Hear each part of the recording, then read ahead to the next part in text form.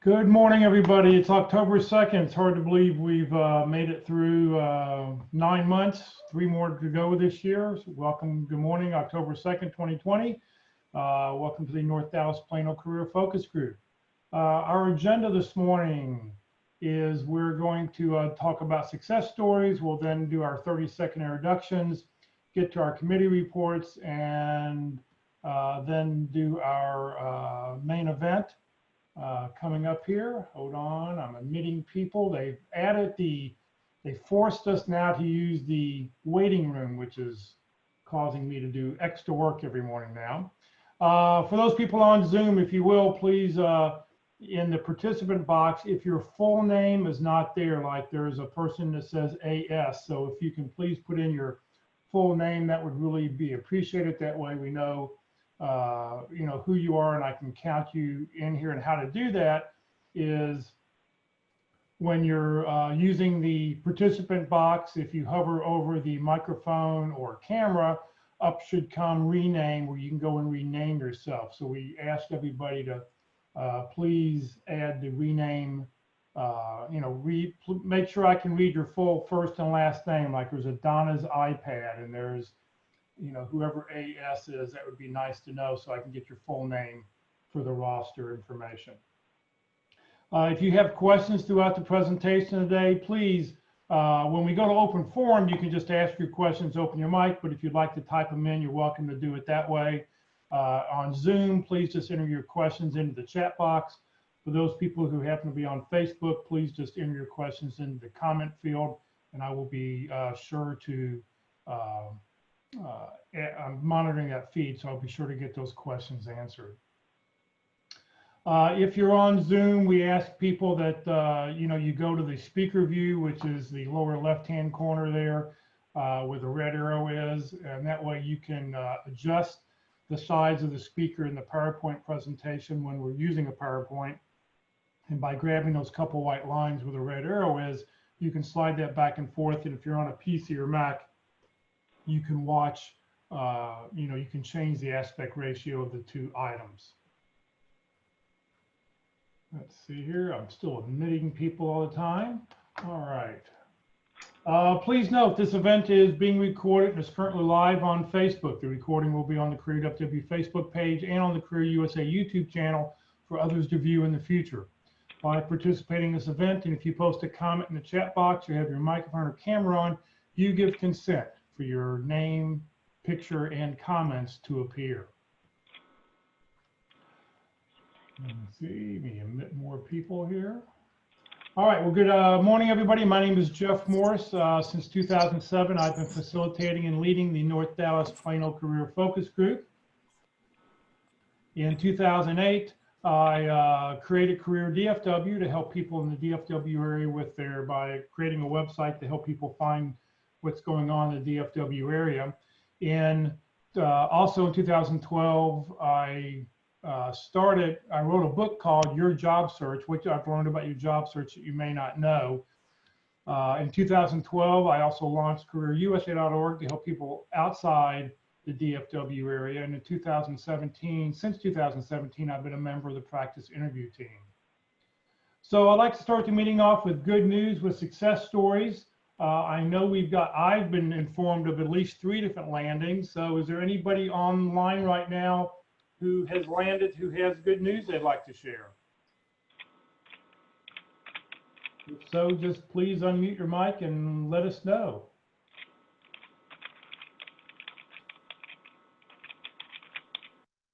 Anyone? Anyone? Okay, well, maybe then I'll go ahead and do it. All right, so the people I've found out about, were 3 people. Katrina Smart Henderson landed. She accepted a full-time project manager position with OneShare Health, which is located in Irving, and she starts her new role on Monday. Keith Davenport landed as a communication manager at Baylor Scott & White. He sent me a nice article, and I'll read you a little bit of it. He was part of the networking group started in the summer of 2019 after being laid off by AT&T after 22 years. He last attended our Friday session in October of 2019 as he just accepted a contract position with McAfee. It was supposed to be a 6-month contract, but in many cases, it didn't work out for the long haul. McAfee released all their contractors at the end of 2019. He began applying for jobs. He landed a job with CBRE in late February, but then due to COVID, everything got canceled, so he was back out looking again.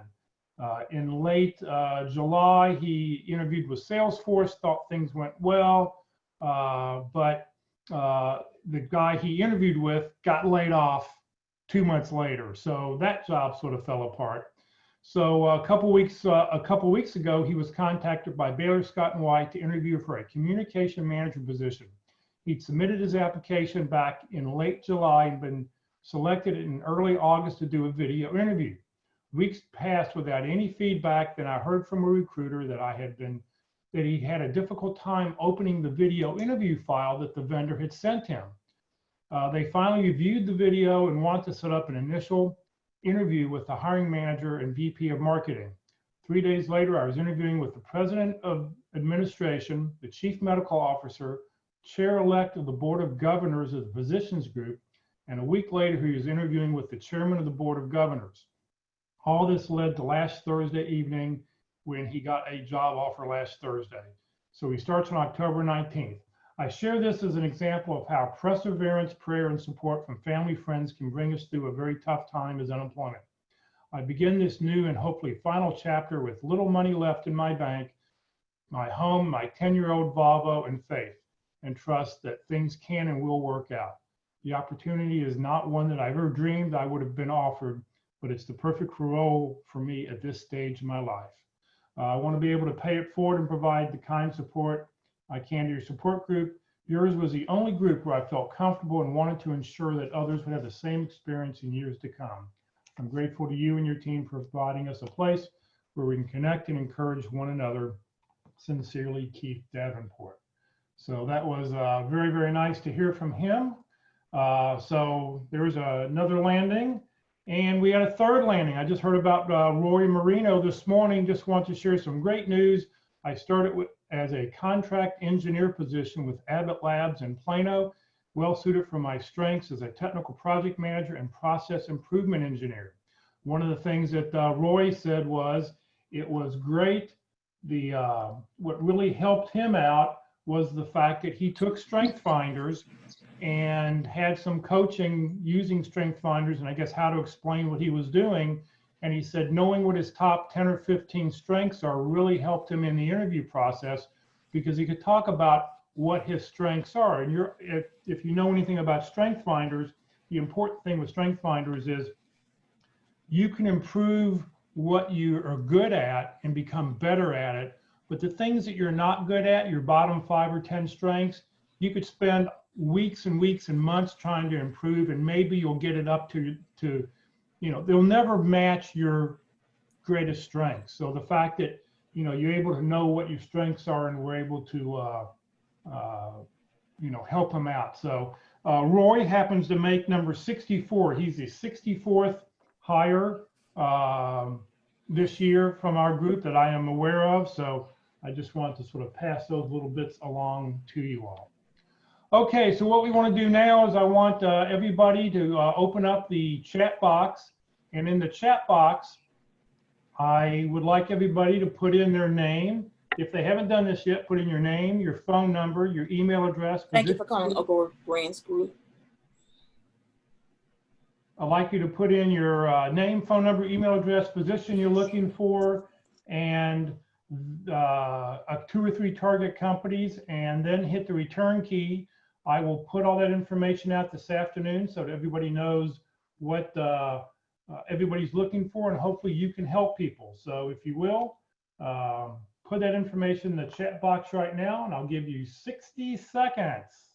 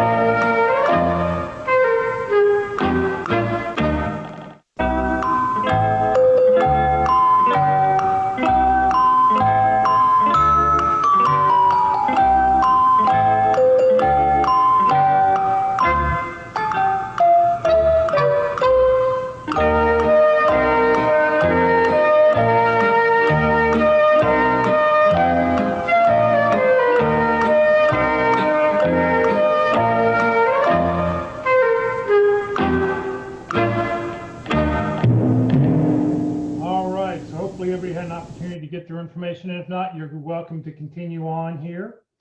All right, so now we're going to move on to job and career fairs, training, and workshops. Well, today looks like it's going to be the Jeff show because Eldon's not with us, Walt Glass is not with us, Mark McDonald's not going to be with us, so it's just Sue Ellen and myself this morning. So for job and career fairs, let me switch over.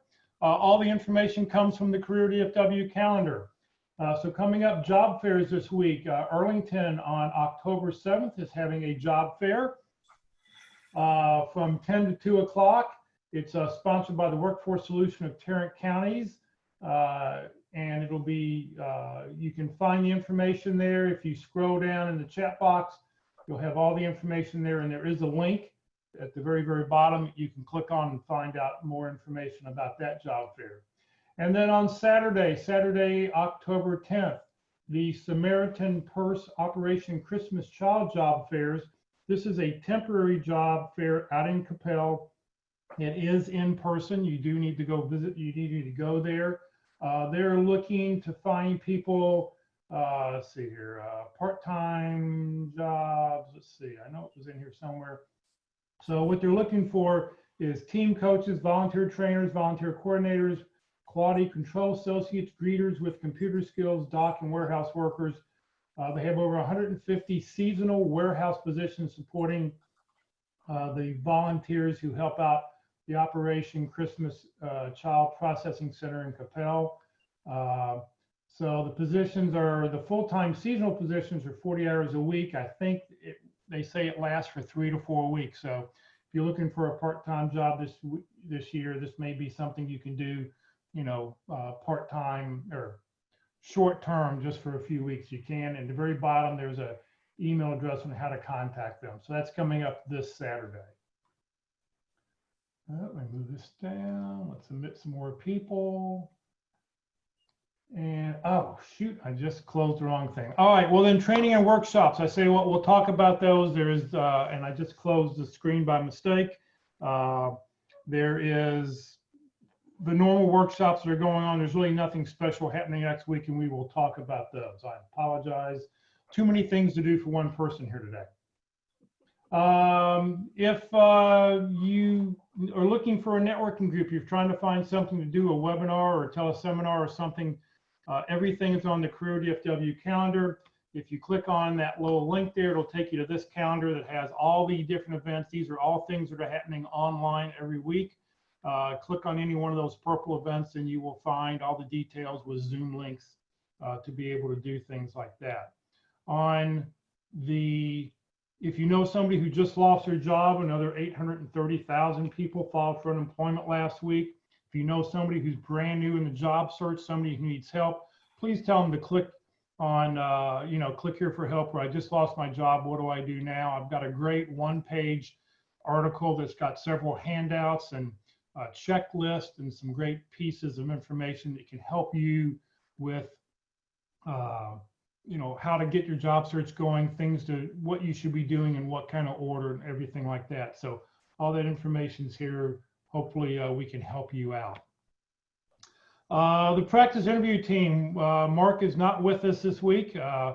He just called me a little while ago saying he wasn't going to be able to attend. So I'll talk about it a little bit. The practice interview team meets any day that you want it to meet now, whenever you want to schedule an interview. Don't wait until you have an interview to schedule this. I mean, I always think about it. I always like to ask the question, how many hours have you spent on your resume? And usually 20, 30, 40 hours working on your resume. Then the next question is, well, how many hours have you spent interviewing? A couple. You need to practice interviewing, because once that person calls you up, you get a recruiter or somebody to call you up because they like your resume, you've got to be able to answer the questions correctly. So you can schedule an interview anytime. Send a resume and a job description to dallaspitcrew@gmail.com. The address is right there in the very, very bottom. And Mark will schedule you an interview. So if you were to send it in today, he would schedule it for probably next Tuesday and Wednesday. Don't wait until the last minute. Practice now. Well, I don't have a job description. I haven't found, nobody's asked me for a I don't have an active job now. Well, just find something out there that you would be interested in doing. Find something that looks good or looks close and practice with it. Send that in. Don't wait until you have to. So, and if you've done interviews, Mark is looking to add some more people to conduct interviews. So if you've been a hiring manager in the past, please send Mark some information about you. He'd be glad to add you to the list. They're doing 4 to 5 interviews a week right now. And it's really, really, really valuable. So it would be, you could help everybody out. So here's Mark's LinkedIn profile if you're interested. You're welcome to connect with Mark. Please send a personal note if you're going to do that, though, so that he knows why you need to connect, or you want to connect because you'd like to be on the pit crew interviewing panel. But the practice interview team, definitely worthwhile doing. At this point, they are not going to be getting back together, I don't think, this year in person. So everything will be online probably for the rest of this year at least. Interviewing Wednesday. So since the pit crew doesn't meet every Wednesday anymore, back in March, I asked Mark and Walt if they would put together some official training, and they put together a 13 session. They didn't think 12 steps was enough, so they had to come up with 13. So they have a 13-step interviewing process. And this Wednesday at 1 o'clock, session number 10 will be discussing compensation and why did you leave your last job. So 2 very important questions, 2 questions that will come up probably in every interview. And if you have a questionable interview, if you left your last job for, questionable reasons, or, you're really not sure how to answer it correctly, that's one of the things that that Mark will do. That's the one thing that he trains people with. So if you have any questions, you can talk with Mark, and he'll help you answer that. But join them next Wednesday, 1 o'clock, 1 to 2:30 every Wednesday. And all these sessions so far all the sessions we've done so far have been recorded, and they're all up on the Career USA YouTube channel. So if you need to catch up on a certain subject, you can go back and do that there. All right, it's time for the career tip of the week. Sue Ellen, thank you. Now it gives me a break, and I don't have to talk for a few minutes now. Go drink a bottle of water, rest your vocal cords. Today's tip of the week is how to master LinkedIn's algorithm. It's written by Stephen Boswell, who is with Wealth Management. It would be great if all your posts were delivered to all of your contacts, but it doesn't seem to work that way. LinkedIn's algorithm determines how widely your posts will be seen. Their mantra is people you know talking about the things you care about. From a user standpoint, it makes your newsfeed much more relevant and enjoyable. From a poster's standpoint, it makes understanding LinkedIn's logic really important. Here are 7 tips for helping the algorithm work in your favor. Number 1, engage others generally. When you comment on or share other people's posts, they notice and become more likely to engage with your posts in return. If you spend more time giving, you'll get much more in return. Number 2, engage others strategically. When you engage with a prospect, key client, or referral alliance, it signals to LinkedIn that you know one another. Since LinkedIn prizes people you know, this is a powerful way to make sure these key contacts see your future posts. Number 3, generate comments and engage with them. Comments are weighed more heavily than likes in LinkedIn's algorithm. More comments equals more reach. Generate them by posting content that asks a question like, which of these options would you choose? Or what's been your experience with this? Number 4, reply to your comments. When people comment on your posts, comment back to them every time. You may even want to do this more than once. Your first comment back could be, thanks for sharing. Then you might add another that says, I hope you and your boys are doing well. Every interaction helps trigger the algorithm. Number 5, solicit engagement directly. Ask your friends and colleagues to engage with key posts when they launch. When it happens soon after your post goes live, it tells LinkedIn this is a post worth spreading. Number 6, post content that is worthy of engagement. This may be the most important tip in the list. If you're auto-posting a bunch of canned content, good luck. This is the strategy of 90% of the advisors we see, and it's not really effective.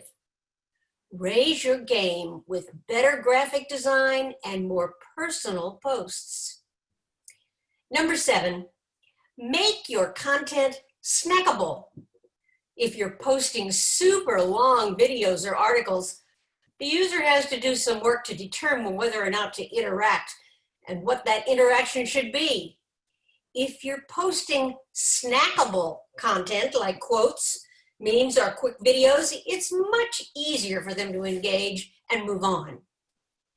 Understanding the LinkedIn algorithm is critical if you want to get the most reach out of your posts. The goal is to release consistent, high-quality content and for it to actually appear in the news feeds of your clients, prospects, and centers of influence. This type of awareness and thought leadership strategy takes effort, but pays big dividends in the long run. Good luck to all of you. Sue Ellen, thank you very, very much. All right, let's see here. Get the computer moving here again. All right, it's time for our video clip of the week. This is an oldie but a goodie. Let me pause the recording. One of the things I found is that some of the, well, we'll go ahead and just play it here. All right, here we go. Mr. Goodman? What makes you think you're qualified for this job? Oh! Ah! Stop punching me! I'll punch you. Please, sir, no! Ah! Don't throw me! No, not the fish. Don't touch me! Keep your hands off of me! Ah! Don't throw me out!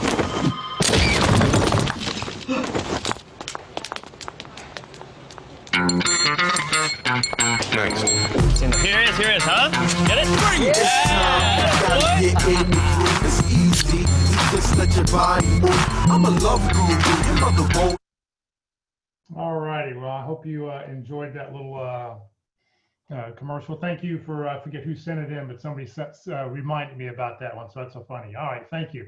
All right. So today, coming up in just a couple minutes, we're going to have a presentation on canva.com, and then we'll do open forum. We'll answer any questions you've got, and we'll allow everybody just to sort of jump in and answer questions as things pop up here. Coming up next Friday, our speaker is going to talk about identifying and leveraging competencies to secure an offer. And then in 2 weeks, fireproofing your future, protecting yourself against getting burned in your job search by taking the wrong job. So that's what's coming up the next 2 weeks after this. Just a little reminder, Career DFW and the North Dallas Plano Career Focus Group are two separate, different organizations. The common thread is that I happen to lead both. Career DFW is a 501c3 nonprofit, which are the two websites that are out there.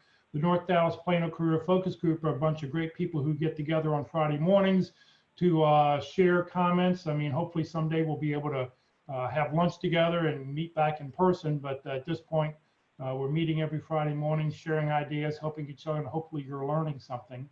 And like I said, the common thread is that I happen to lead both. This is not the Friday group of Career DFW. I just want to, let people know that, two separate groups. If anybody would like to overthrow me here on Friday mornings and take this over, let me know. I'll hand over all the controls, but you're not going to get Career DFW out of my hands. All right, so what we're going to do first is I want to thank Lori Shook for being with us. I happened to see her do this presentation a couple weeks ago, and I went, great, because we talk about Canva all the time, and I'm just really excited that Lori's with us, and she did a great little presentation. And so, Lori, thank you for being with us. First, if you will, tell people who you are, what you do, and how you help people, and then jump right in. Sure. I'm Lori Shook, and I'm a job seeker like you. I am looking for a position in product marketing or product management, and I have a lot of experience in software, telecommunications, and software as a service.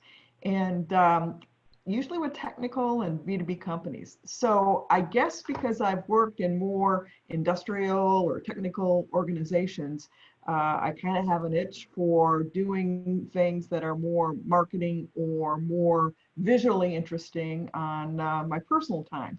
And so I do volunteer for DFW ATW, which is a great organization for advocating STEM causes for women. And as a result of that, I'm really active in using Canva, and decided that I would present how to use Canva in your job search, because there are a couple of ways that it can be really relevant. What is So let's go ahead and do the demo here. I'm going to present first with PowerPoint, with Canva's equivalent of PowerPoint. And they have a lot of different presentation formats, and this is just using one of their stock presentation formats like you'd see in PowerPoint off of Microsoft. Super easy to use. I just typed into it, and as you can see, you get kind of that cool moving background, which makes it interesting, I think, for presentations. Other uses. Hi, Lori. Hi, Lori. We can't see your screen, or at least I can't. Okay.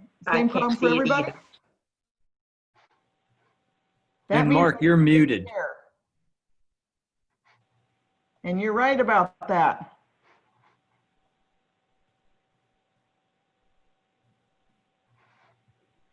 Can you see it now?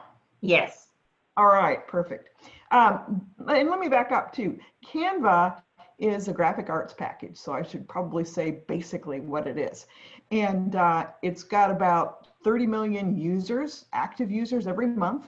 And it's a pre-IPO company, and it's got like a $6 billion valuation. And so that's pretty darn popular for a startup. And the reason that it's so popular, really, there's two. One is that it's incredibly easy to use. And then secondly, it's free. I'm going to actually be using a $10 a month pro version to show you, but most of the basic functionality is available for a free account. You just go to canva.com, set it up, and play around with it. The difference between the free and the paid version is that you get a whole lot more basic templates when you're using the paid version, and you get a lot more photos kind of on an all-you-can-eat basis for the paid version. But I would say just try the free version out and see if it does what you need it to do. So we're demoing the presentation here, and since I forgot to share, you probably couldn't see it, but it's just like PowerPoint, a lot of nice moving visuals in the background. You can also make Zoom backgrounds with it, which might be good for interviews or presentations. Smartphone wallpapers, I've made a couple just to give myself some encouragement with inspirational sayings. Business cards, infographics. But the three most relevant uses for the job search are: you can create a graphic resume, you can enhance your LinkedIn cover, and we'll spend the majority of the demo looking at how to go from blah to interesting with a LinkedIn cover photo. And then you can also use it to enhance social media posts. And we probably won't do that in depth, but kind of like number 6 in Sue Ellen's presentation, when she talked about sharing interesting things with colorful graphics, you can make a colorful graphic to improve the visual associated with somebody else's content that you want to share, and it will dramatically increase the visibility for your posts in LinkedIn.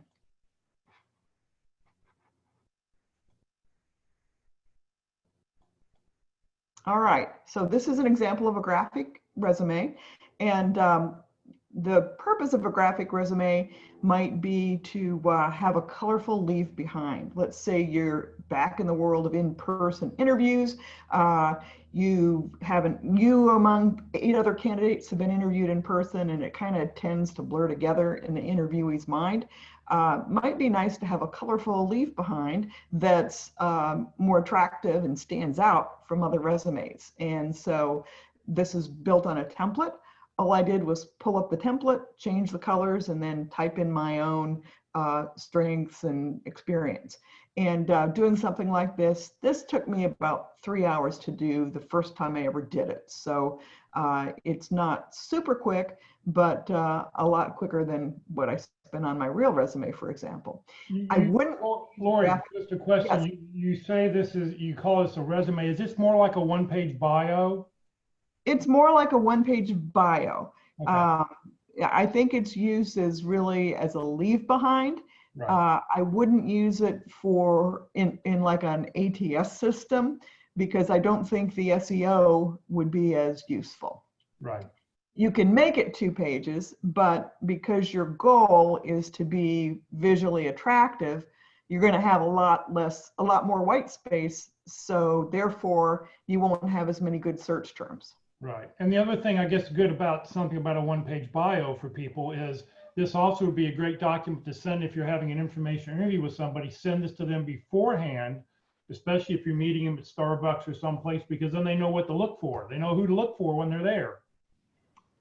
That's a great point. Yeah. Because, yep. Yeah. All right. So let's talk about LinkedIn covers.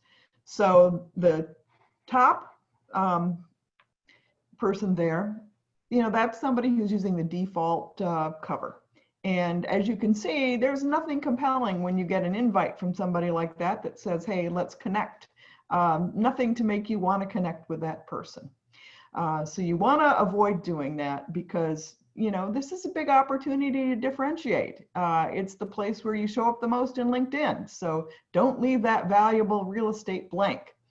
The picture below has some value, but a lot of people use a Dallas skyline as their cover. So it doesn't really differentiate you. And in the event that you are willing to look beyond Dallas for positions, you don't want to signify to a recruiter that you're overly wedded to Dallas, which is kind of what the skyline does. So 2 things to avoid if you can. So what do you want to do? So you want your cover to show what you do. And these are all 4 real good examples of doing that. The top left is a guy who does public speaking quite a bit, and he also does video creation.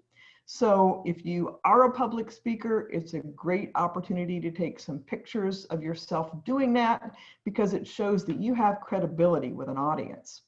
I thought this was one of the best examples of a public speaker, because you're looking right into the presentation, and therefore it gives him a chance to write in what the content of the presentation is. So you've got both the image and the words branding the fact that he's a video creator. In the top right, this is Guy Kawasaki, who incidentally is a chief evangelist for Canva. Obviously, he's done a great job with that. He changes his cover periodically. And right now he's trying to promote his podcast, Remarkable People. And the point I'm trying to make with this is that it's very easy to overlay text onto a nice graphic image. And Jeff, when I presented this before, you were emphasizing other text that we need to put there, right? Yeah. Yes. Don't forget to make it easy. Put your email address and phone number there. And then you don't have, then the recruiter doesn't have to click that blue contact info. It's all there already. Lower left, some of you may know Carol Golia, but she is now president of a nonprofit, United to Learn. And I think it deals with educating young kids. And I just really love the exuberant photo here. It really gets the spirit of her organization across. You do not have to be a communicator or a marketing person or even in a people-oriented profession to have an interesting cover, though. The gentleman in the lower right is a programmer, and he's a programmer for Facebook. What he's done is he's taken sort of like a code methodology, and he's categorized it as to, here's what I am, a front-end developer. Here's what I used to do. Here's what I love. Here's what I work with. So we can talk about the programs that he's strong in developing. So a nice, clever way to stand out, even if you're in a technical field. Here are a couple more good ones. Upper left, this woman is the foreign studies coordinator for Austin Community College. And I just love the way that she's got a strong visual with the globe to kind of show her interest in other countries. And then the hands folded out, it sort of means helping. So she helps people study in foreign countries. Really neat. Upper right is Diego Scotti, who is the Chief Marketing Officer at Verizon. Now, I thought I was going to find all kinds of fantastic covers from Chief Marketing Officers, and I was really disappointed. I think Diego's, sadly, is the best I've seen, and it's not bad. As you can see, he's got some trophies back on the trophy case that probably relate to maybe inventions at Verizon, or maybe patents, or maybe commercials that have won awards. I would recommend bringing that up a lot closer. But my point in showing this is that the bookshelf thing has a lot of potential. You know, you could create your own bookshelf, which might have, you know, if you've won an award, why, that's a nice little place to put the award. If you want to show a photo of your favorite vacation spot, you could do that. If you could show a bunch of books that relate to your profession. The reason in doing that kind of thing is that not only does it help build credibility and show what you do or what you've accomplished, but it also kind of serves as a conversation piece, because somebody can look at that photo or look at that book and say, oh, I've read so-and-so, what do you think? And conversation pieces that combine with your personal career are really what's best. And so Taylor on the lower left, I mean, I was like, okay, put your puppy, that's easy, everybody would like that. But for her, it's really relevant to what she does, because she's a digital content strategist and she's also a dog influencer. Well, what the heck is a dog influencer? Well, she has taken her little, what do you call those poodles? You know, doodles. Labradoodles. Labradoodles, there you go. She's taken that and she has built an Instagram account with a 30,000 follower count. So it's a great way to engage the audience and brag about her accomplishments. And the woman on the right did live in Dallas for a time, but she's a sports marketer. And there are photos of her with all of these famous cowboy players. And you don't have to have photos of yourself with somebody famous, but I like the collage approach. And if you're really active in a nonprofit, especially, or contributing to the community, why not have a bunch of pictures of you or your organization together in a collage, just to kind of get across the idea that you're involved in the community and you do things that make things better. So just another nice way that you can kind of approach it. All right, and then here are just two more icebreaker examples. These don't relate to these women's careers, but they're so interesting. I feel like they still have value. You know, so if you've got an interesting hobby that shows determination or concentration or focus, you know, there's some value in that. The lady on the left, Letitia Farrar, goes all around the world and makes it her mission to be in person on land whenever there's a total eclipse of the sun. And then Lily on the right goes scuba diving a couple times a year, and she specializes in underwater scuba photography. So, and she gets published. So that's just a cool photo that she took at the bottom of the ocean floor. So may not relate directly to what they do, but wow, it makes a great story and a great icebreaker. All right, so let's get into Canva and see what we can do here. So what I'm going to start out with here is show you how easy it is to go from this boring photo here down to that one. Wouldn't it because that's what this guy is. It looks boring, but he's actually an autonomous vehicle engineer. So let's make that come across. So what we're going to do is we're going to say, is there a stock photo that I can use? Lori, can you make your window bigger? Your there you go. Oops. Yep, there you go. Yeah, I'm not sure. Let me make sure that works for me. Okay. It may not. You know, if you can just, There we go. I don't know if you can make your yeah, there you go. Perfect, perfect.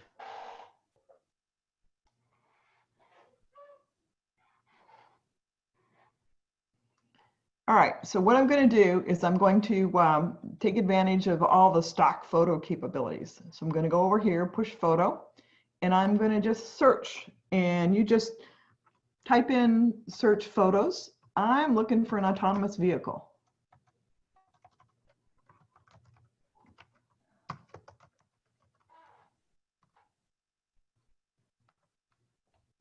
And Canva comes up with all of these thousands of different pictures of autonomous vehicles. And you'll notice some of them say pro. And so that's free to me because I have a pro account. You'd pay $1 to use the photo if you had, excuse me, I said it wrong. This is free to me because I have a pro account. If you were just using the free account, you'd have to pay $1 to use it, but not a bad deal. So let's see which of these looks pretty cool. I'm going to come back down here and I'm going to pick this guy because it's a nice long lean photograph that fits the shape of the template. And so I've already pre-staged the template size. You don't have to know the template sizes for all the different social media sites. You can just say create, post, and you say, hey, I want a LinkedIn banner. And it'll automatically create the what size for it, which is what I pre-staged for this. So that's a little small. Let's just stretch the corners here and make it show up better. And let's get it centered. See, there's nice little pink lines that pop up whenever you've got it centered exactly right. So perfect. Now, we talked about the ability to put words on top of the pictures to really hit home the point. So I'm going to add a heading. And I'm going to say, hey, let's put in autonomous. I really should have picked a better word to type if I'd known I was going to be doing this. So he's an autonomous vehicle engineer. And let's put this off to the side. Well, let's use a little bit of a sleeker text because this is sort of a corporate-ish text. Let's change my font here to Roboto. That sounds kind of futuristic. Oh, I like that. That's much sleeker. Okay, I got it here. I'd kind of like that to show up better. So let's use a secret little trick. We take a little square box here and we're going to put it behind. But first, let's change the color. It's not exactly the right color. So you go up here and you're going to touch color. And it says, okay, here's the colors in the document.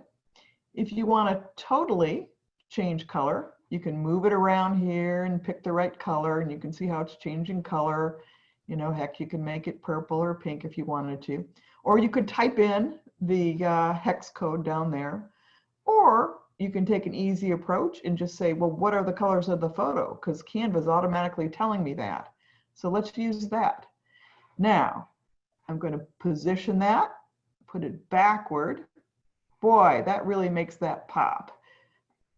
But I think it pops maybe a little bit too much. I'd like it to be a little more subtle. So I'm going to go here, and I'm just going to make it a little more transparent so it just barely helps my letters stand out.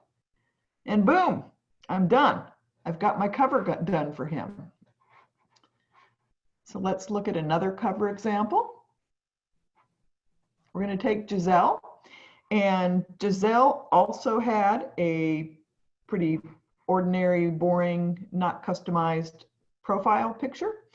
And you know how I mentioned a great thing to do is if you're a public speaker, use examples of that. Well, Giselle had done a TEDx talk. So in fact, she had it up on her profile. So let's make that more obvious. So I did some screenshots. I did some screenshots off of the video, and I'm going to go from this to that. So I pre-staged all this because it can take a little while when you're presenting. And there's a folder section here. So I got all the photos here. And I uploaded the photos. You hit the upload button, and that's how you get them from your desktop into Canva. Canva is a cloud application. So I'm just going to shoot this over here. That shows up nice. Want to emphasize you want to kind of keep some design room in the lower left because there will be some overlap from your photo, like there is right above there. Now, there's something kind of interesting that you can do. And rather than just have a bunch of these square pictures of her across here, I wanted to do something called a frame. And so you go into elements. And the advantage of a frame is it just kind of creates a little bit more interest. And the frame sort of lets you just kind of automatically fit your photo to the frame.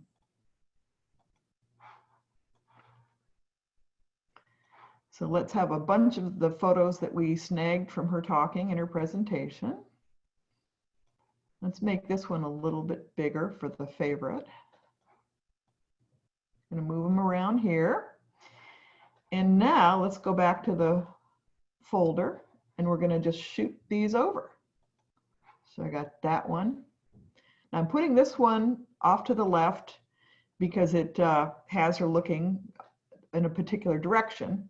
And I don't want to have her looking off the page. Now, they make it really easy to kind of flip the photo. If you were looking the wrong way, you could change it. We don't need to do that though, because she's here. I'm just gonna squeeze it around more so it'll kind of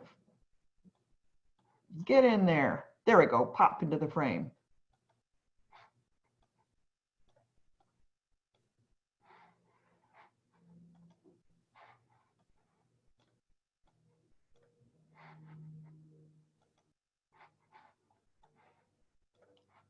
And there we go. Just a couple of clicks and we've gone from nothing to a nice attractive frame. So that's it for the LinkedIn cover banner enhancement. I'd also like to show you something that I learned just yesterday. There's all kinds of stuff here, and it can do. Lori, before you go there is a couple questions. Can you go back? Can you back up like you're starting brand new? Where do you find the LinkedIn banner so that you know what size to do? How would, if you're starting into the program for the first time? Great question. So we started at home, and so I'm under the home right here, and you can, I'll go right to that. So you hit a button called Create Design, and it asks you, do you have custom dimensions, or is there something you're trying to fit? And so I'm trying to fit the LinkedIn banner. So you could just type in LinkedIn banner. I mean, you had it up there because it was a recent search, but you could just type in LinkedIn banner and boom, up comes a bunch of sample banners. That's right. That's right. And if you don't really know what to take, what you're seeing on the left is Canva's automatically suggesting some LinkedIn banners that you could use. So you could click that and you could just change things as you wanted. So this would be even quicker than what we did. You know, let me get some good colors.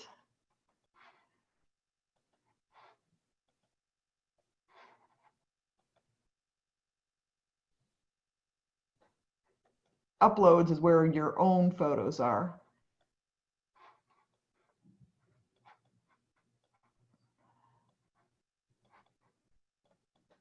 It's a little trickier getting this to fit into that. It may be a function of the photo size.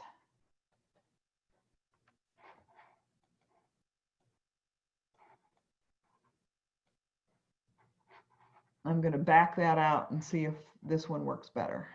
No, it's going to be too small too. Well, you see why I wasn't going to show this. It's not quite as easy. That's fine. No, Yeah. it's just a matter of where do you find that banner at. So, I mean, when you log in, just type in whatever you're searching for. If you want a Facebook banner, whatever it is you want, just type it in the search box and it will come up with all the examples that are there for you. Right. So right here, create design. And I could say, oh, I want an well, it's already showing there, but you know, you just would say LinkedIn banner and it would pop up. Right. Yep. Okay.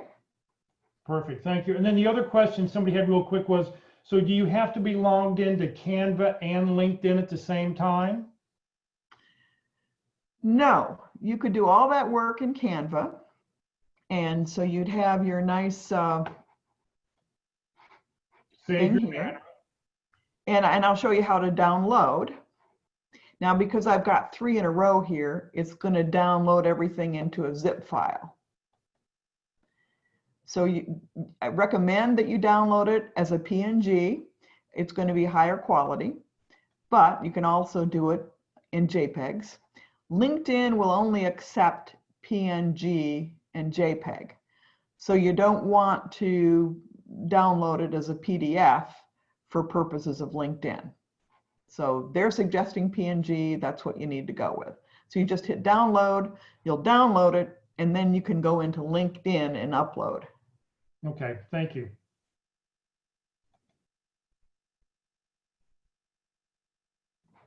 All right, so there was one other thing I wanted to show.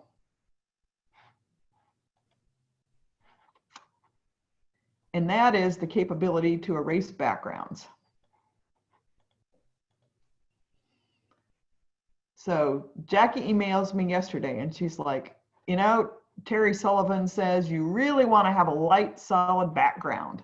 Is there anything you know about that can get rid of my brick background? And so went over here, effects, there's a background remover. Okay, all I did was click background remover. What do you think? Wow. Pretty That's cool. amazing. And, you know, I didn't mention these other capabilities. I talked about flip, but you can also do crops of the photos. You can do filtering if you want to. I don't particularly like these, but you can filter and change photos if you'd like as well. So I wanted to bring up one other point. If we've got about 4 minutes. No, I mean, you can go. I mean, listen, you go as long as you need because this is fascinating. Okay, cool.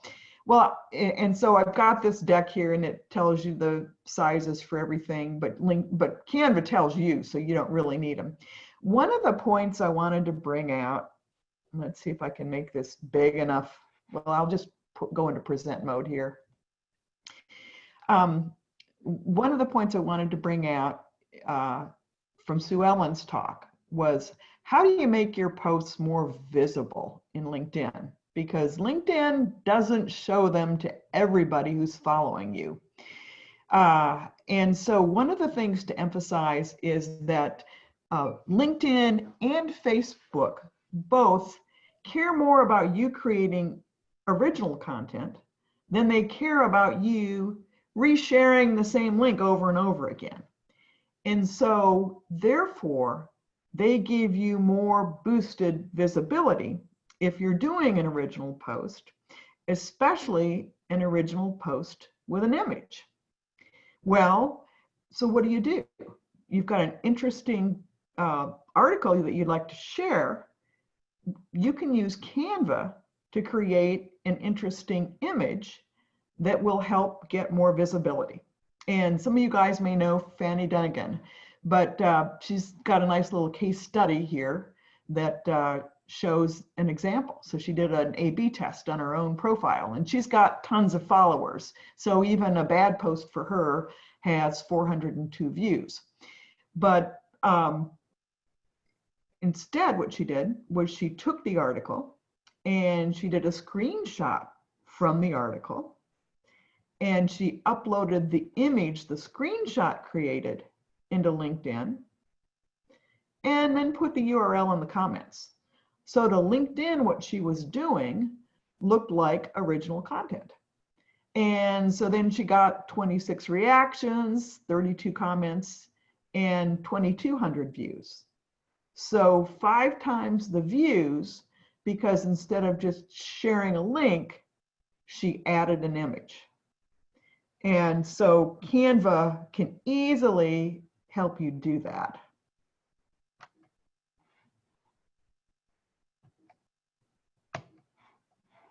If I could get out of sharing my presentation mode here, we could share that. There we go. So what I'm going to show you now, if we've got a couple minutes, is LinkedIn. Take as much time as you need. All righty.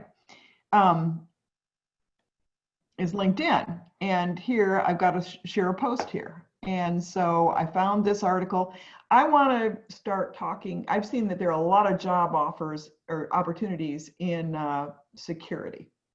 And so I want to start posting a little bit more about security so I can have hashtags that kind of promote myself and maybe get people who are into security into following me a little bit more. Also, since I've worked in telecom, wow, maybe security predictions, security threats for 5G would be pretty cool. So this is the article I want to share. And I could just copy the link and share the link. If I do that, I get this. Well, that's a pretty blah article. That's a pretty blah photograph. So I don't want to share the link. So I'm going to take out that. And what I would do is just kind of type in something, an interesting, compelling headline to say, wow, can you believe it? 5G is already falling victim to security threats. Here are some examples. And so I would go back into Canva and I would say, I want to create, I want to, search for a photo, create a photo that's going to be interesting with 5G. And so what I did was I created something that's the right size for a LinkedIn post. I did a search on cybersecurity, and I got this much more interesting photo of some creepy guy in a sweatshirt doing security hacks. And then I typed in 5G cybersecurity trends in 2020.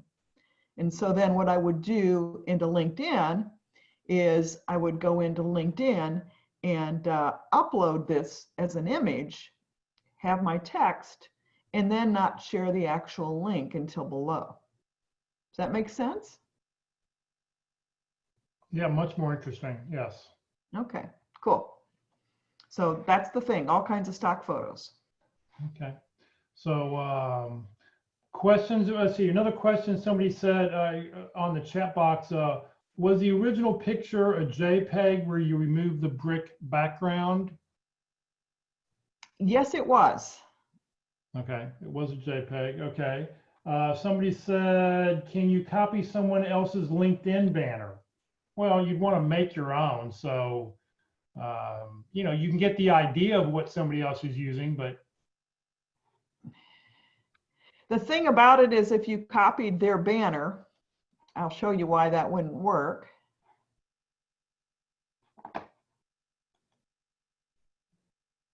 So you'd be going into this and you could do a screen print. See, I've got new things. I'm going to change mine today. But you've got this and you'd have their head in the way. So you'd have to take it into Canva and you'd have to exactly position your head in the right circle so that when you uploaded it, it would be in the right spot. So That would be Get an idea from somebody else, if you find, just like if you're looking on LinkedIn, you should be looking at other people who do what you do, see what they say, how they're wording what they're, are they doing the same kind of things you're doing, and pull those kind of comments over.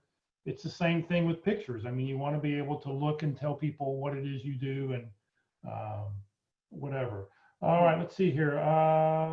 Let's see, was there anybody else have any questions for Lori? You're welcome to open your mic up and ask away.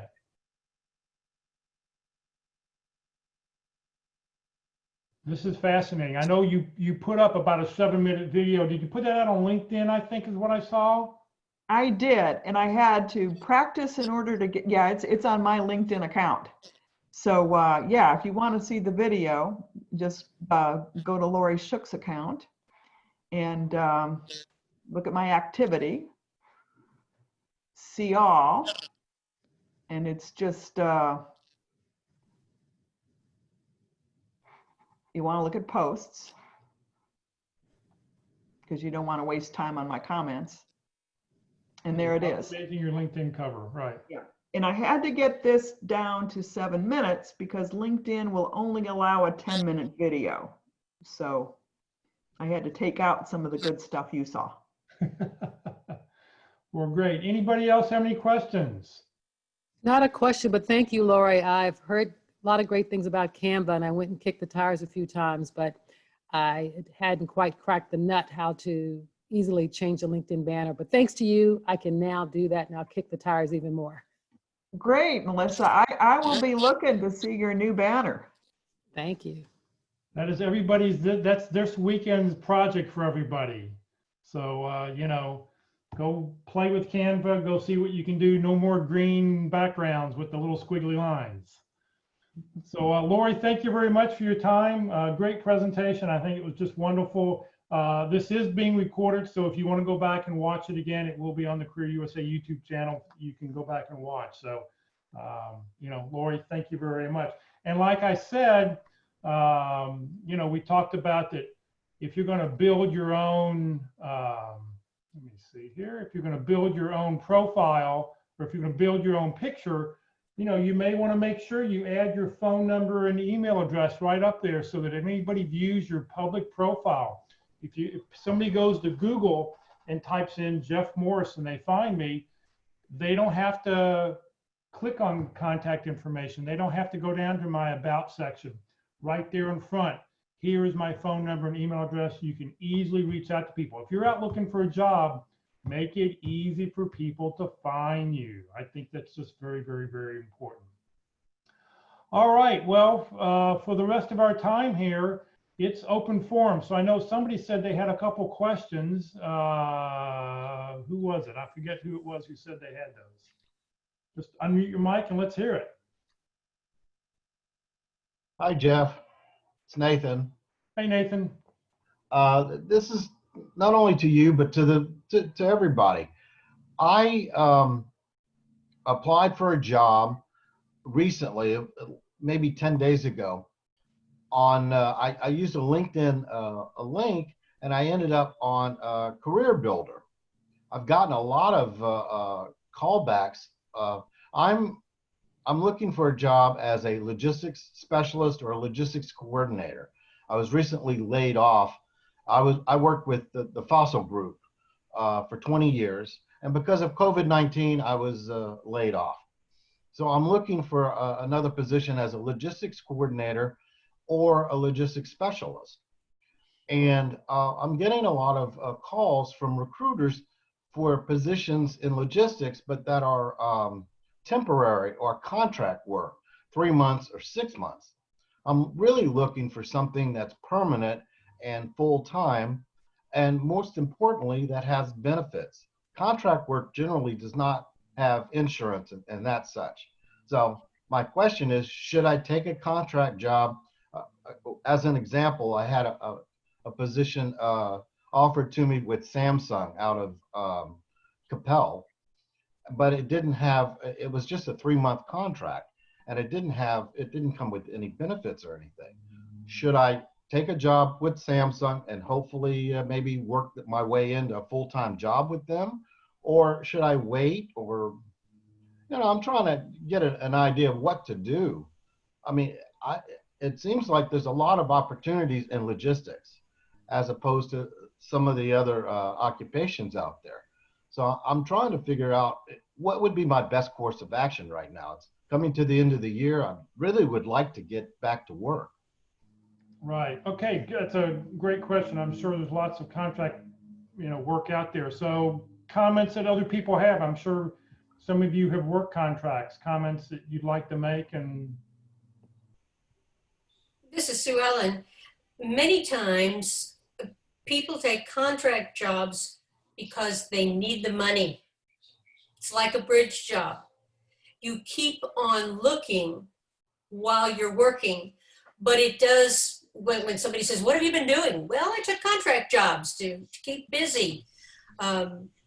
So there is value in the contract job just because it keeps you mentally alert. You're going out, you're busy every day, you're still touching other people, you still have time to do your research, and you get paid for it. It's a good, thank you.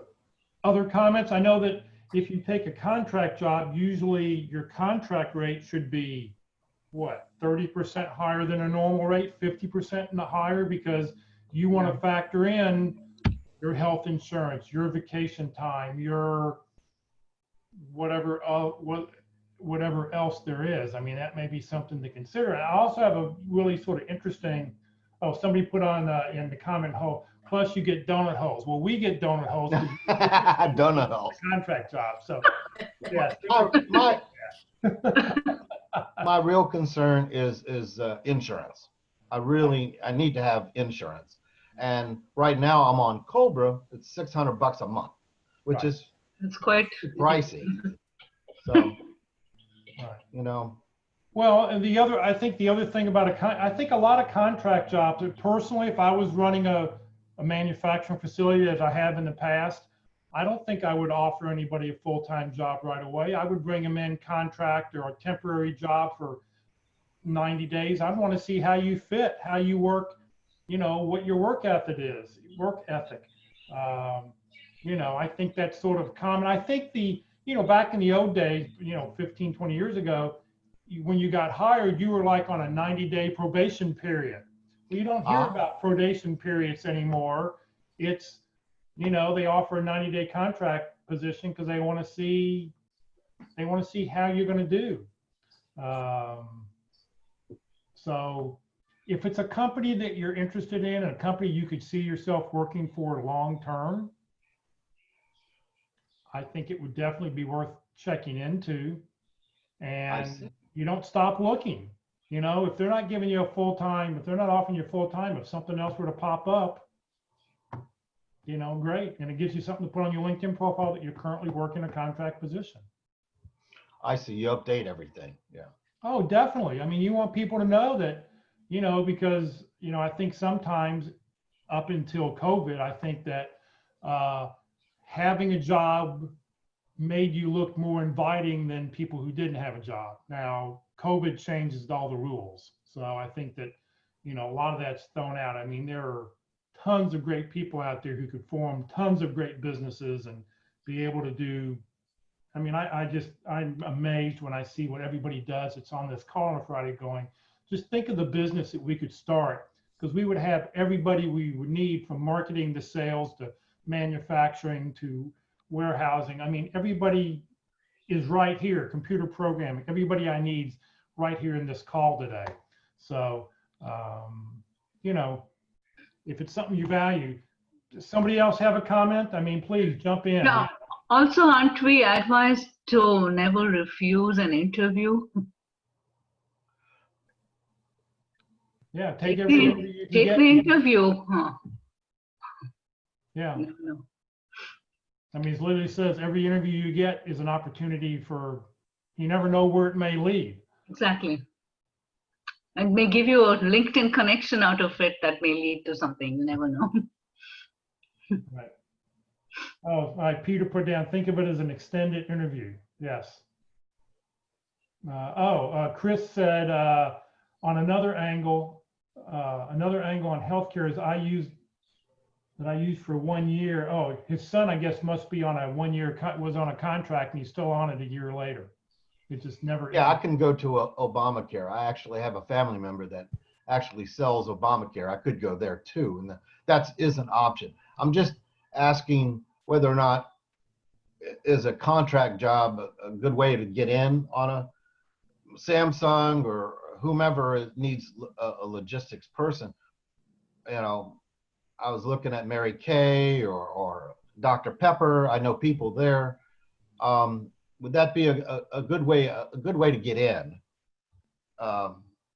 Yeah, absolutely. I think so. This is Patty. It's because you would, then they would start to know you, your personality, your work style. You build that rapport with them. It's absolutely a great way for you to get your foot in the door, get some experience, learn some of their systems. And if it doesn't work out, you have another tool to add into your toolkit, in my opinion. So I think it's good for you to take the contract job. And if they decide to extend you a formal offer, great. If they don't, obviously you're still looking for full-time work. You have something to get you started, and then you continue to look for that full-time job. And you know, you never know what can happen. So definitely take that opportunity, in my opinion. So yeah, I agree too.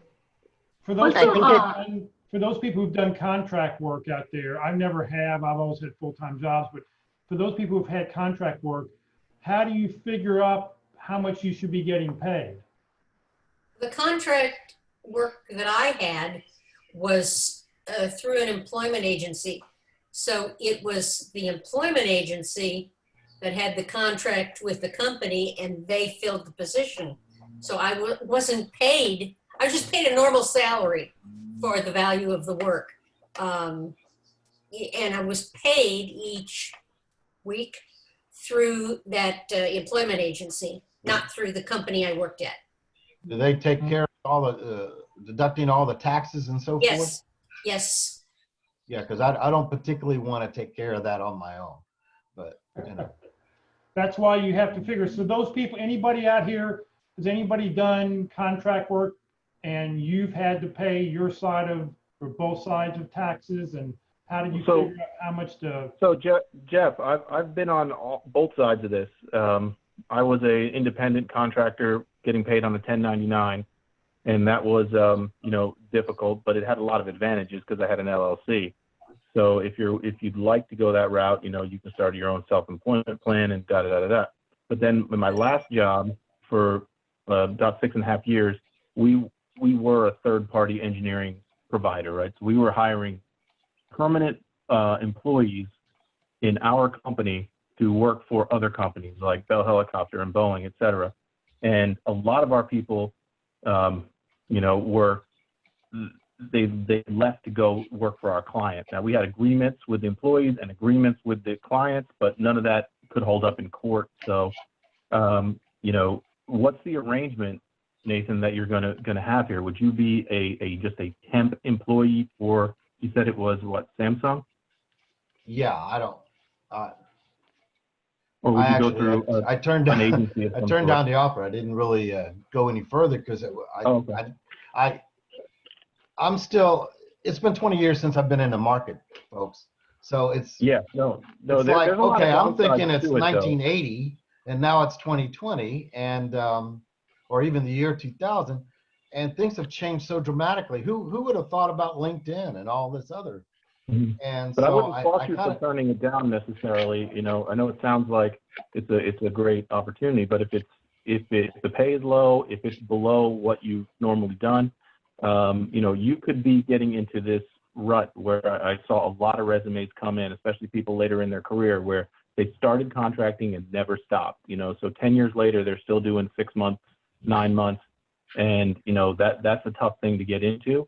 I mean, there's people who wanted that, right? And they would only come under that arrangement. So we would put them under that arrangement. But you know, most 90% of people wanted to get that permanent job with our clients and we offered a way for them to get in there, right? And once you're in there, I always would say to people, if you're the best way to get the work done, they're going to go with you, right?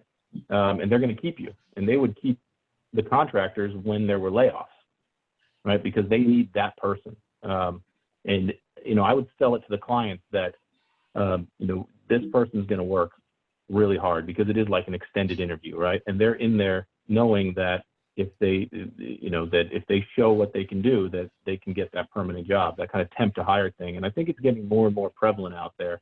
I mean, we're moving to a gig economy, and especially in technology fields, you know, IT, engineering, that companies more and more don't want to have the full employee and the burden of it. And, you know, it's better in Texas because of the laws, but, you know, if you're out in a place like California and you have a full-time employee and you want to get rid of them, it's a challenge. It's a challenge to get rid of them if something goes wrong.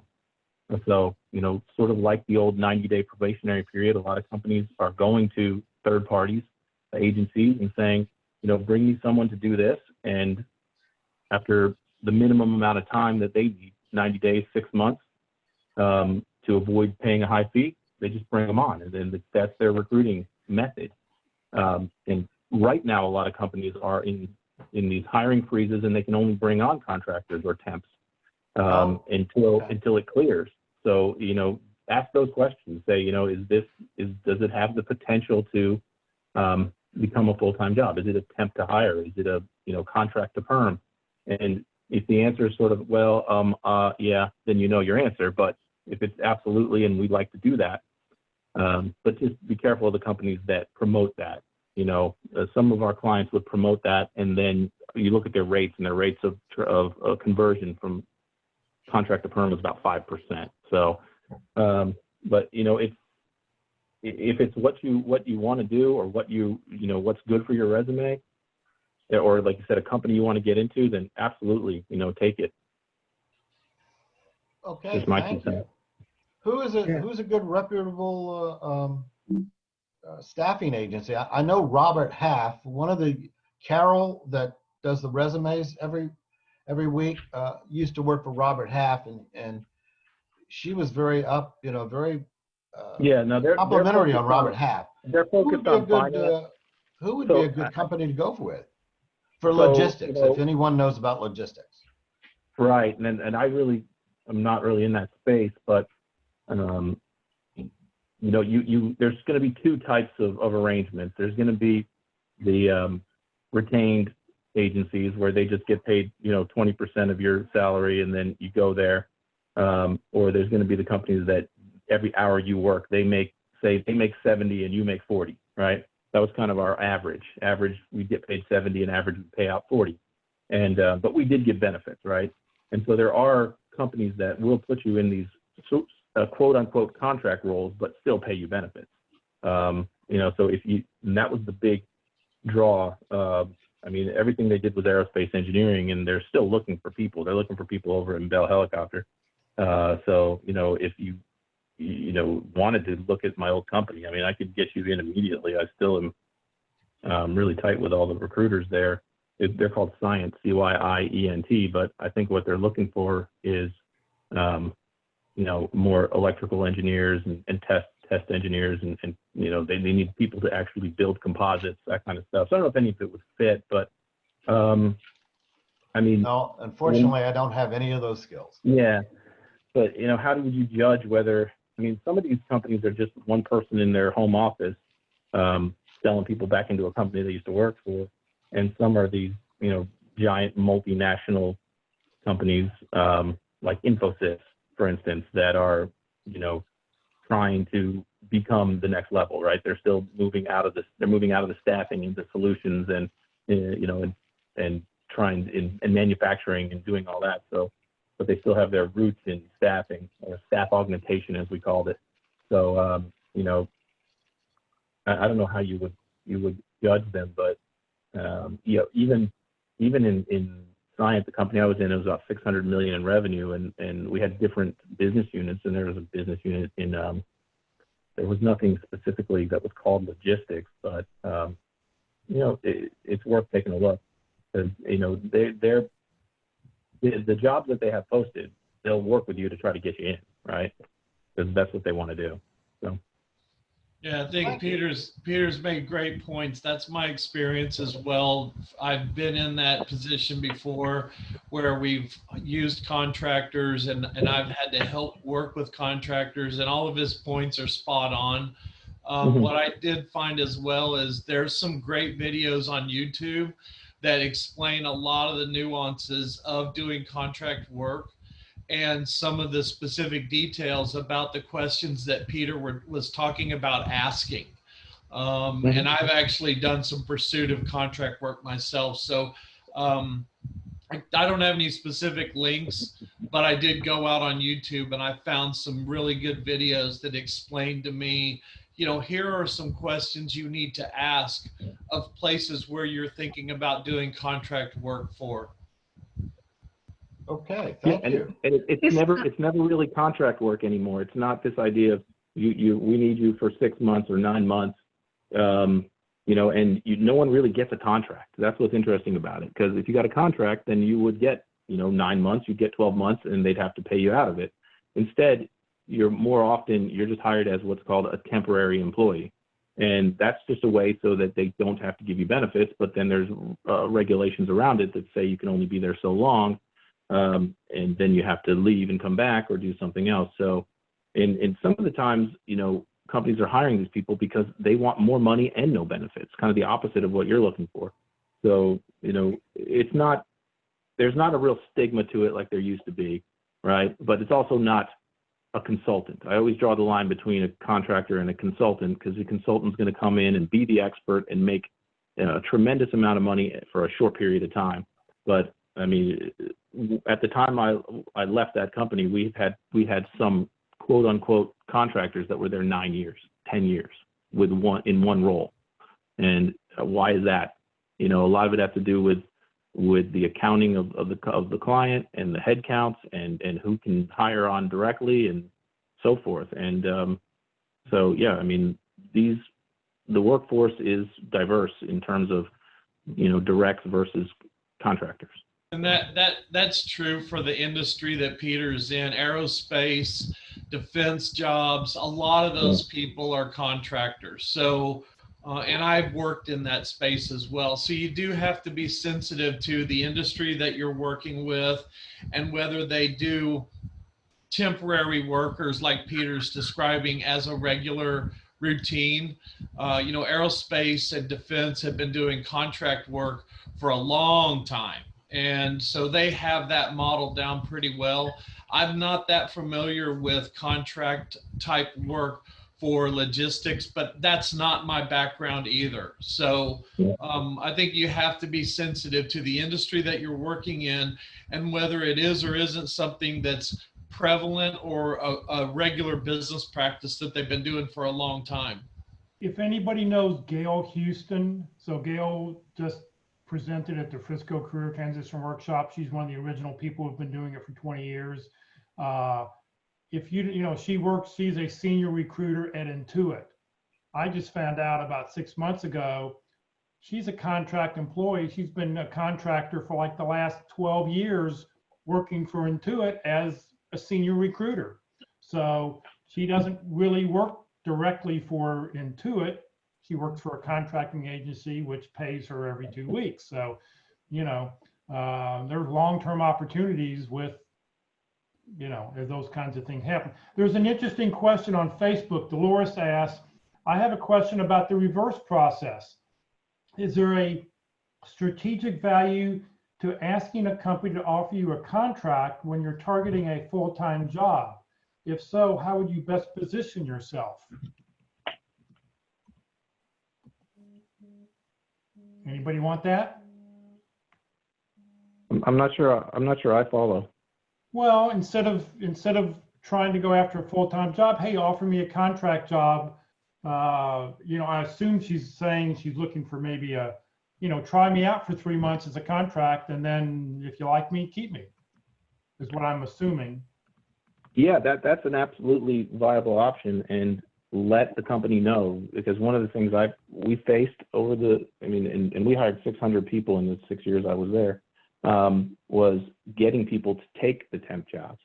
And if we didn't have authorization to bring someone on perm, because if we didn't see at least a year runway, we weren't going to do it.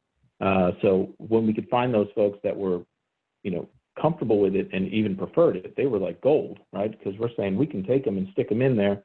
And at the end of the day, we're all human beings. And I don't want to tell someone it's going to be a perm job, have them relocate or have them move jobs or have them change something and then lay them off in 9 months. So we were honest about it. And when you get the people who come in and say, well, I'll take that for whatever reason, because they're, semi-retired or they have, insurance another way or they don't want to be around long-term, they were gold, because you got a job that you need to get done and it's going to be 6 months. Then, yeah, Dolores added, she just added some more information. She said she's changing careers, so I'm in a place where I need to get a job to get experience, but I need experience to have a job. Yeah, and it creates a lower risk situation for the employer because they have to pay some minimal amount to onboard you, and if there's a drug test and a background check kind of stuff, some minimal amount, not the thousands it would take to unwind a permanent employee if things go wrong. So, I mean, that's definitely a kind of a middle ground that you can meet with the employer that would make you, and letting them know that just shows you're more flexible. Yeah, I think you have to be sensitive to the fact that, somebody's pointing out, well, if I get another job offer while I'm doing a contract, well, sometimes if you're a temporary worker and you want to offer that, you need to clarify, how am I bound to you for employment? And, if you accept something that's temporary, they might say, you give us 2 weeks notice that you're going to be leaving and it's not a problem. Whereas they might say, well, if you want temporary employment, then, you've got to be with us for 90 days. So you do have to be sensitive about what is the agreement that you're stating that you'll comply with if you take a temporary position like that. But, Peter's right. I think that's a way to show that you've got some interest in working with the company and trying to gain some experience and knowledge, and knowing that it is a less of a commitment from an employment type of position. Right, because employers are always looking for, why shouldn't I hire this person? What's the risk? What's the risk? And they'd rather make, a dozen mediocre hires and avoid that one bad hire than have, 2 bad hires and 5 great hires, right? So, that's, and coming in from another industry, you have that risk. You got that risk that you haven't proven it. And that's what's going to be the tough thing about changing. All right. Well, that was really, that was some great information on contracting. Hopefully, Nathan, we gave you some direction maybe. I know this is, Thank you. You've been working for 20 years and you jump back into this. This is, the world of work has totally changed from even years ago. And I'm just learning about LinkedIn and all of that. I got more hits off of a Career Builder, and I didn't even know I have I signed up with Career Builder. It just, I guess it was automated or something. Then I went back on to Career Builder and adjusted my resume on there. But I've gotten all my hits off of recruiters off of Career Builder. Somebody was asking me about the Samsung job. Samsung job was through a couple of different employment agencies. It wasn't directly with Samsung. That was just one. But right. Thank you. You're welcome. Glad you found us. Glad you're with us. Join us. We're Tuesday, Wednesdays, and Thursdays. We've got a lot of great training classes, and every Friday, hopefully, we've got a great speaker and some interesting topics. What else can we talk about? What else would somebody like to bring up as a topic? Good morning, Jeff, and good morning, everyone. So I have a question about LinkedIn invitations, LinkedIn connections, because it seems to me like recently I'm getting invitations from people I don't know, have no connection to, and so just the idea of, do you just accept every invitation you get? How do you kind of just weed them out, I guess is the best way of putting it. I couldn't find a more tactful way of saying that. Well, that's a good way to put it. How do you weed them out? All right, you have to sort of come up with a rule of thumb. My rule of thumb is I will not connect with you if you do not send me a personal note. Okay? So if you don't tell me where we met, why we should connect or something, you're automatically on the no, you're automatically in the ignore pile. Now, if you send me a connection from Pakistan, over in Europe, whatever, I tend to also put on there, I do not know this person, because, you know, I think they're just out spoofing or trying to get connected with you. I only do that. I won't do that with people here, you know, in the US. The next step is, and I've noticed this in the last few weeks, I've had people try to connect with me because they think I run a business and they think that they can sell me something. And it's like, you obviously didn't read my profile. You just sent me a connection with a generic boilerplate template. So no, I'm going to ignore you, and I don't know you, because I don't need, you know, some guy's trying to sell me manufacturing stuff from El Paso. And it's like, I don't need your experience to do this. You don't know what, and I actually replied to this person going, you obviously didn't read my profile. So, and I'm getting a little suspicious, I guess, as to whether or not people are trying to connect with me really to see my connections and to connect with them. You know, I mean, anybody who would try to. Some of them are just way out there. Right. I mean, I would connect with people if you sent me, you know, I'm looking for an employment or whatever. I'm fine with that, because, I mean, that's what I'm doing now. But, you know, you have to set your own boundaries. And, you know, I always, whenever I give a presentation and I talk about LinkedIn, I make everybody raise their right hand and swear that if they send a link, that if they're on LinkedIn, if they're going to send a connection to somebody, they're going to send a personal note, because don't just be hitting the connect button. You know, if you do that, withdraw the invitation and then send one with a connection request. Other comments? What do other people do? I do the same thing. If they don't have a note or they have a canned request, I tend to ignore them. I've had a few creepers that popped up that are all of a sudden want to go on to a different platform, and then I unlink them. There's some people that actually stalk networking, and then they'll say, oh, I met you on, you know, this site, and then you link in with them, and then they're sending you messages like, hey, where are you going? And I automatically just drop them. But there is creepers out there. It's like a dating site. I don't know. This is Esther. Yeah, Esther. I tend to agree. There's been quite a bit of gentlemen that have, to put it nicely, that have tried to, you know, approach me in a different way. If you see very little as well, very little information on their profile, I mean, it's very sparse, very, very sparse, then I don't connect with them, even if they're in the United States. Right. Jeff? I tend to look at their profile, see if there's anything that would be of interest from me to connect with them. And if there's not anything there, then I typically don't accept their connection request. But I'm like Jeff, is that, you know, like everybody else, if you don't get a personal message with a connection request, then it's not worth accepting. And, you know, you can, you know, if you connect with somebody and they're pestering you, then you can remove their connection and you can report those people. And I've reported people on LinkedIn who have come to me trying to sell me Bitcoin or tried to take me over to the WhatsApp.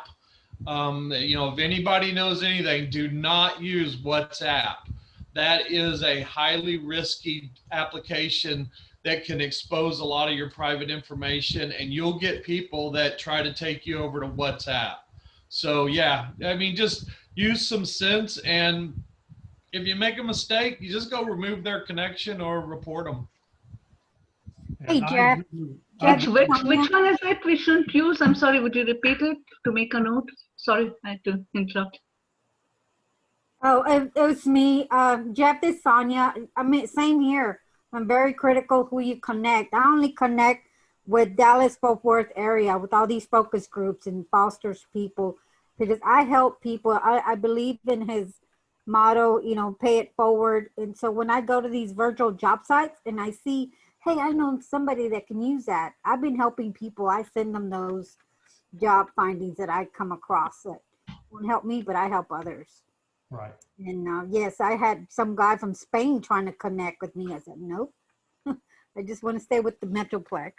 Right. And, you know, you can expand a little bit outside the Metroplex, you know, I mean, it's, you know, nowadays, everybody working from home, I mean, you never know where you may find a really good connection, you know, but I think, you know, what, I forget who said, Esther said, you know, checking if you do look at somebody's profile, and I used to, because I had more time on my hands, when you sent me a connection request, I'd look at your profile, and if your profile wasn't mostly complete, I wouldn't connect with you either, no matter what kind of, you know, no matter what you did. And, you know, if you try to join the Career DFW or Career USA LinkedIn groups, I will look at your profile, and if it's not mostly complete, you know, why are you on LinkedIn? I mean, it just doesn't make sense. So good question, Laura. Well, thank you, everybody. And Sam, I did not know that about WhatsApp, and I'm not on it, so I won't get on it. I appreciate that. Thank you, everybody. No, don't get on WhatsApp at all. It's just that don't accept your connection request on WhatsApp. That's the point, because it's a reliable app. Yeah, WhatsApp is good for like connecting Encryption or something. Yeah. The encryption is very good and it's very reliable. Just don't connect with people on it that you don't know, I guess. Right, right. Yeah, WhatsApp is used, extensively overseas in foreign countries. So it's very popular in different countries. Way more popular than it is here. Yeah, and they've really upgraded the encryption. I would rely on it for that. Yeah, it's fine for Sam's going no, but you know, for contacting your family members, it's that's it. That's all. That's the only thing I have it for, and that's the only reason. I mean, it took me a lot of persuasion for signing on to it eventually. Right. Okay. What else can we talk about? Question somebody else has. Hey Jeff, I have a question. Yes, and yes, sir.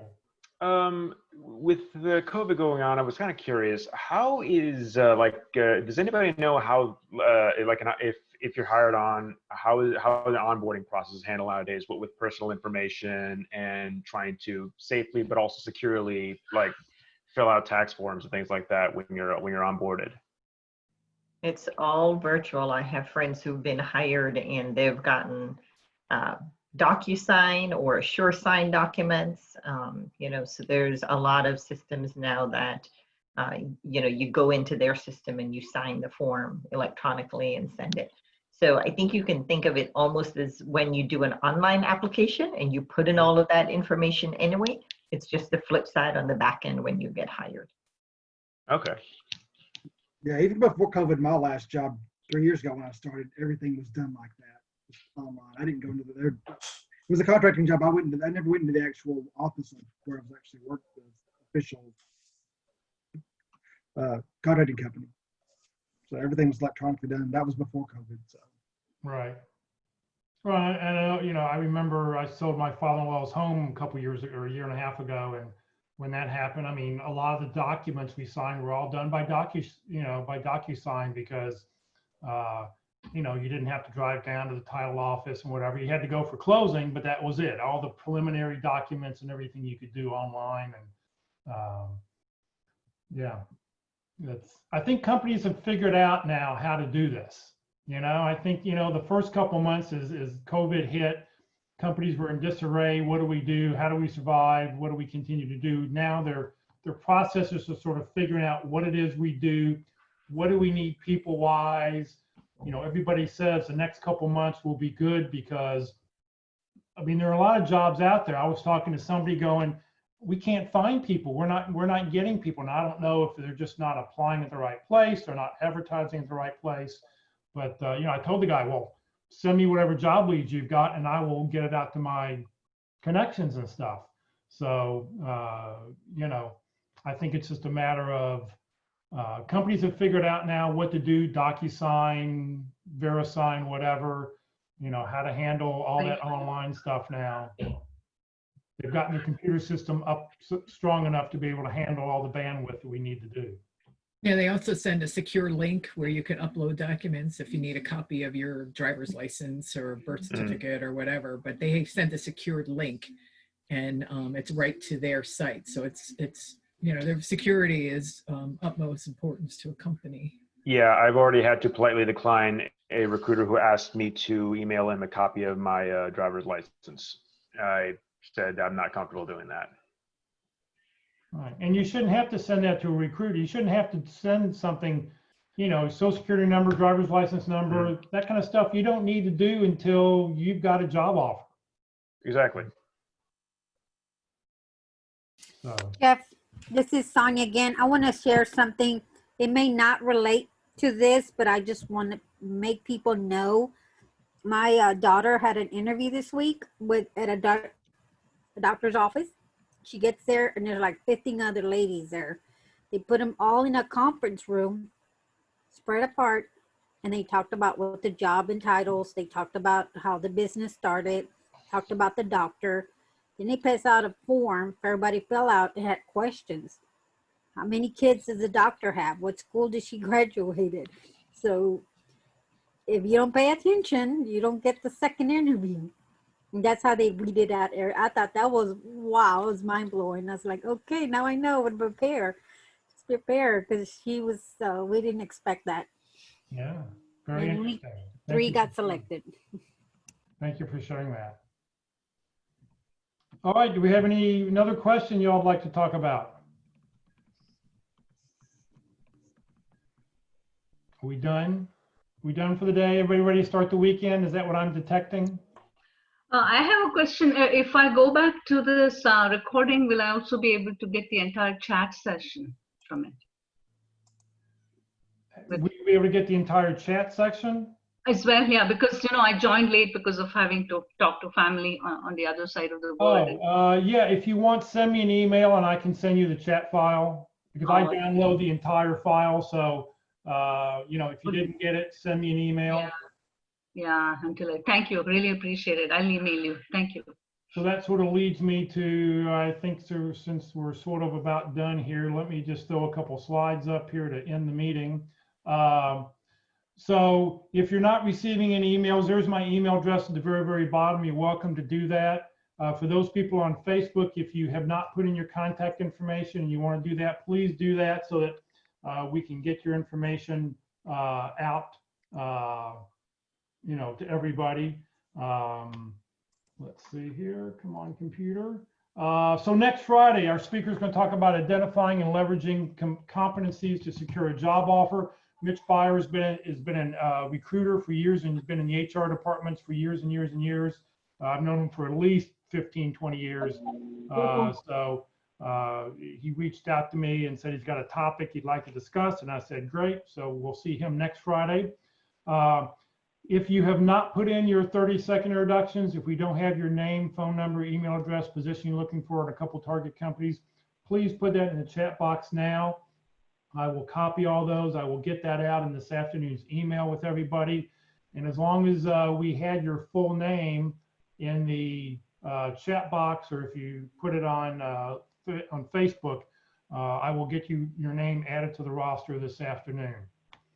Coming up, some products, some meetings we have coming up next week. Next Tuesday, LinkedIn Tuesdays. Every Tuesday we have different LinkedIn speakers. I'm really excited to add Kurt Vondermatter to our LinkedIn crew. So we've had 3 speakers. He's going to be our 4th. For those of you who heard Kurt a couple weeks ago, I mean, I thought he did an outstanding job. I mean, it was wonderful. And after that, I invited him, said, would you like to be in part of the rotation? So he spends $20,000 a year on the LinkedIn recruiter package. And he's going to talk about what you need to be doing on LinkedIn to be recognized by recruiters. So, I mean, I'm really excited to have him as part of our rotation now for the rest of the year.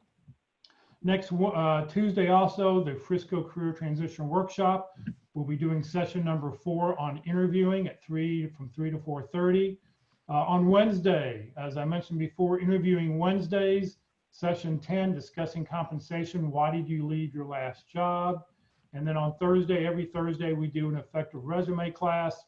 Join us for resume tips. This week, we're going to have a special guest speaker with us. So we try to mix it up every week to put some different material in there. So please, join us each week. This session has been recorded. All these sessions I've talked about are recorded each week. They'll be on the Career FW Facebook page, and I will upload them to the Career USA YouTube channel. This one will be up there in a couple hours. Please, follow us on Facebook. If you do that, every time we go live, you'll get a little alert on your phone. And if you subscribe to us on the Career USA YouTube channel, you'll get an email, I think, every time a new video has been uploaded, every time I get something up there. This is what the YouTube channel looks like. Go to Career USA on YouTube if you search. If you click on where the green arrow is, it'll say playlist, and underneath it, pick whatever subject you'd like to find out more about and view, and just click on view full playlist where the red arrow is, and you will see a list of speakers. So thank you very much for joining us today. Have a great weekend, and should be beautiful weather out this weekend. So have a nice weekend. We'll see everybody next week. Thank you. Thank you. Thank you. Have a good day, everybody.